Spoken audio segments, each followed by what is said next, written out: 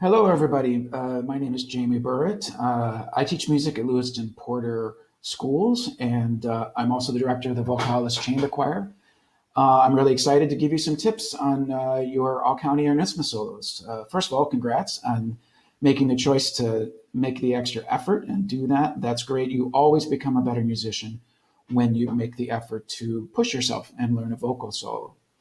So, here are some tips that I think will really help you along the way as you prepare a solo.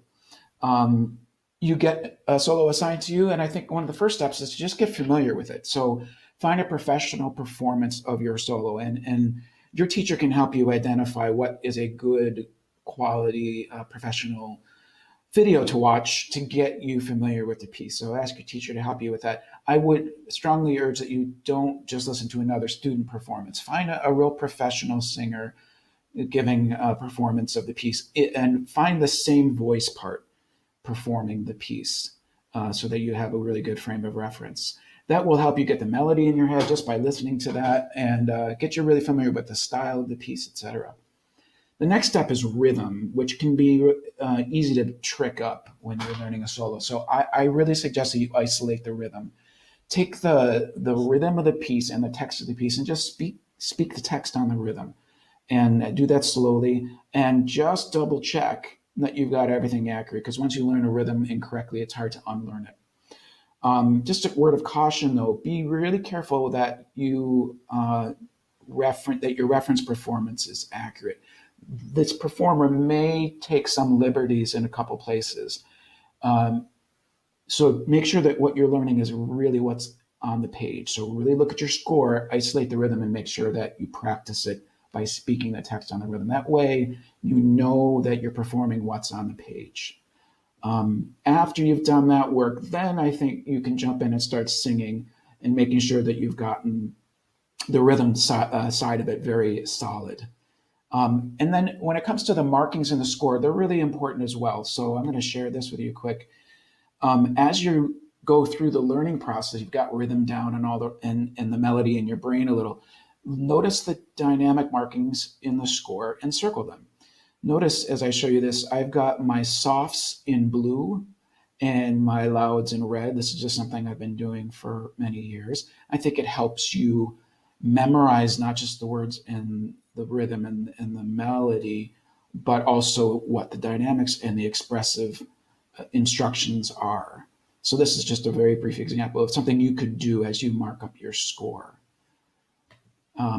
So coming back to this process, let's move on to what I think is the next step, context. You need to know your song.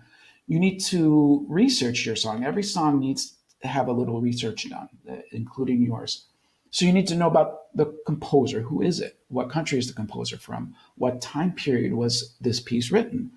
Obviously, the language is important. So you need to make sure that you have worked with your teacher on pronunciation and diction of that. That's something you will need some help with, but make sure that you understand the language. The style of the song. You may not get a classical piece. You might get something that's a musical theater piece or a folk song. You need to understand what that style is. And the style will affect how you sing the piece. So make sure that you are aware of the style of your piece. Obviously, if it's a musical theater piece, you are going to sing that differently than you would if it was a classical art song or an opera piece. And your teacher can help you understand the difference, but you need to be aware that our voice is very versatile and you need to know what's appropriate for each style that you've been assigned. You need to make sure you answer these questions, and if you're not sure about some of these things, Google it, find it out, because they could very easily ask you some of these questions before you perform in your audition, and it'll make your performance better. So if I show you an Italian art song here quick, let's just glance at this. So we look at the composer here, Giuseppe Giordano. Clearly, Caro Mio Ben is an Italian song written by this Italian composer. You can see the dates here of when they lived. You should understand what time period that is and research what period in music history that is and what that means in terms of what was happening in the world of vocal music. So you can make a lot of guesses just by looking at the score. This is clearly in Italian. My sense is this might be an early opera piece, something in that tradition, of course. And so take some pride in figuring out these sort of details about your piece. Okay. So there are lots of clues to your preparation just present right on the very first page. So preparation is really important. And that means researching your song and knowing the context of it. Okay, we're gonna stop this video here, but I will be coming back with some other videos to talk a bit more about the process of really being successful with your solos.